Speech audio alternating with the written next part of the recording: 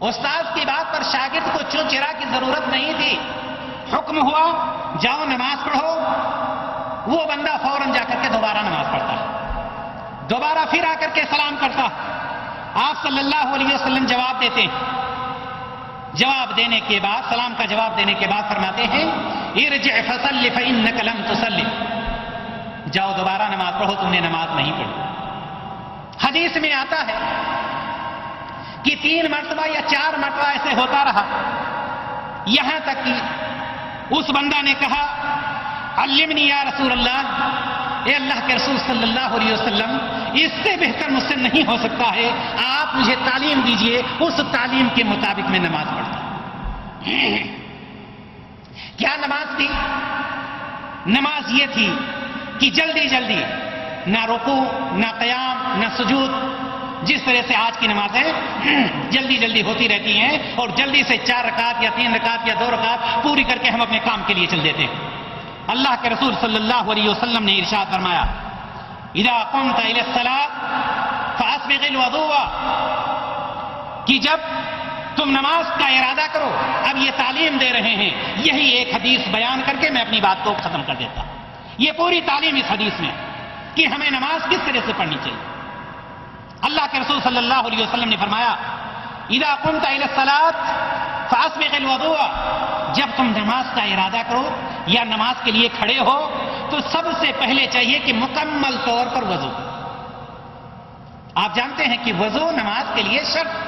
مکمل طور پر, یہ نہیں کہا وضو کرو, مکمل طور پر وضو کرو جس طرح سے وضو کیا جاتا ہے.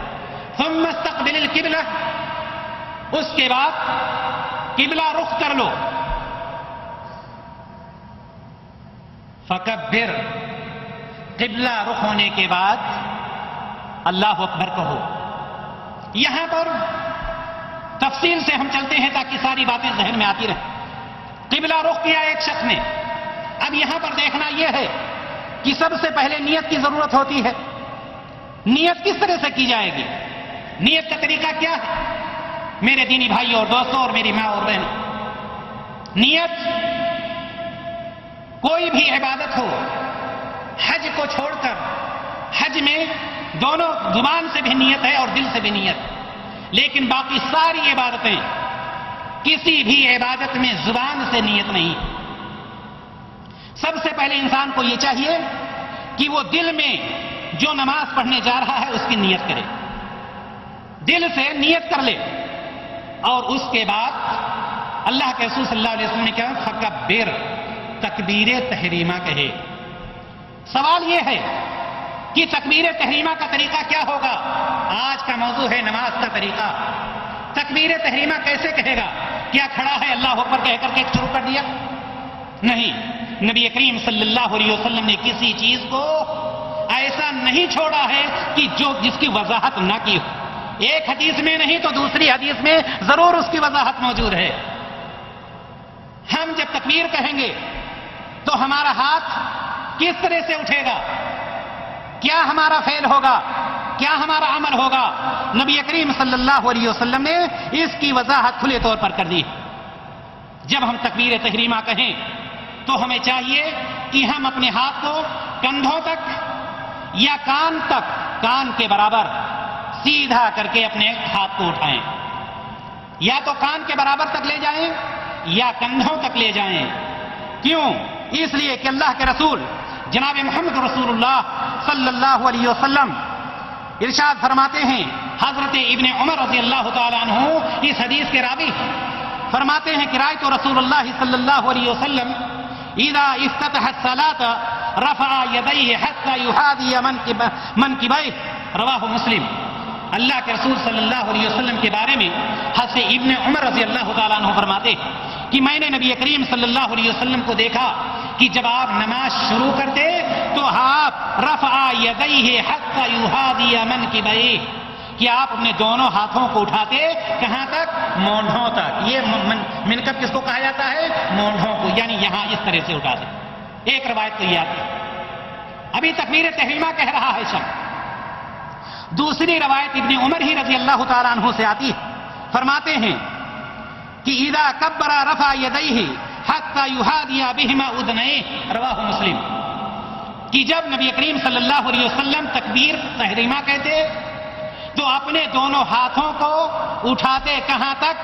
کان تک، کان کے برابر. یہ کان کا جو اوپری حصہ ہے، کان کا یہ جو اوپری حصہ ہوتا ہے، یہاں تک یہ انگلیوں کا سرا نبی کریم صلی اللہ علیہ وسلم وہاں تک اپنے ہاتھوں کو اٹھاتے. معلوم یہ ہوا ان دونوں حدیثوں سے کہ یا تو تکبیر تحریمہ کے وقت جب ہم تکبیر تحریمہ کہیں گے سیدھا ہمارا ہاتھ یہ نہیں کہ ایسے ایسے، یہ نہیں ہو سکتا. سیدھا ہوگا، ہماری ہتھیلیاں کس کی طرف ہوں گی؟ قبلہ کی طرف ہوں گی، اور ہمارا یہ ہاتھ یا تو مونڈھوں تک ہوگا یا کان کے برابر، کان کا جو اوپری حصہ ہے اس کے برابر. ٹچ کرنے کی کہیں پر کوئی روایت نہیں ہے کہ کان کو پکڑا جائے یا چھوا جائے، بلکہ سیدھا طریقہ یہ ہے کہ کان کے برابر ہونا چاہیے. تو اللہ کے رسول صلی اللہ علیہ وسلم نے کیا فرمایا؟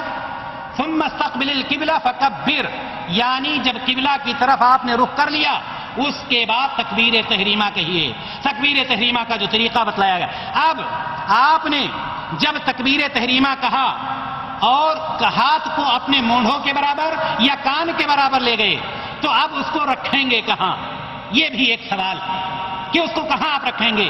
بیچ میں چھوڑ دیں گے، وہیں رکھیں گے، سینے پر رکھیں گے، ناک پہ رکھیں گے، پیٹ پہ، کہاں پر رکھیں گے؟ جیسا کہ میں نے بتلایا کہ اللہ کے رسول صلی اللہ علیہ وسلم سے کوئی بھی چیز مخفی نہیں ہے کہ کسی چیز کو نبی کریم صلی اللہ علیہ وسلم نے نہ فرمایا.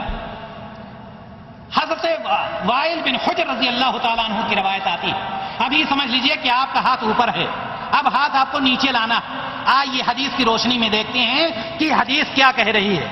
عن وائل بن حجر رضی اللہ تعالیٰ عنہ قال صلیت مع النبی صلی اللہ علیہ وسلم فوضع يده اليمنى على اليسرى على صدره، رواہ ابن خزیمہ. اللہ کے رسول صلی اللہ علیہ وسلم کے بارے میں حضرت وائل بن حجر رضی اللہ تعالیٰ عنہ فرماتے کہ میں نے نبی کریم صلی اللہ علیہ وسلم کے ساتھ نماز پڑھی.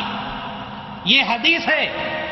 اور نبی کریم صلی اللہ علیہ وسلم نے اپنے دائیں ہاتھ کو بائیں ہاتھ پر رکھ کر اپنے سینے پر رکھا.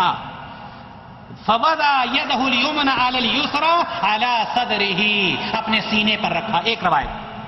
دوسری روایت اور آتی ہے حضرت حلب الطائی رضی اللہ تعالیٰ عنہ، وہ فرماتے ہیں جو کہ احمد میں روایت موجود ہے، رأيت النبي صلی اللہ علیہ وسلم يضع هذه على صدره، کہ میں نے نبی کریم صلی اللہ علیہ وسلم کو دیکھا کہ آپ نے اپنے دستے مبارک کو اپنے سینے پر رکھا.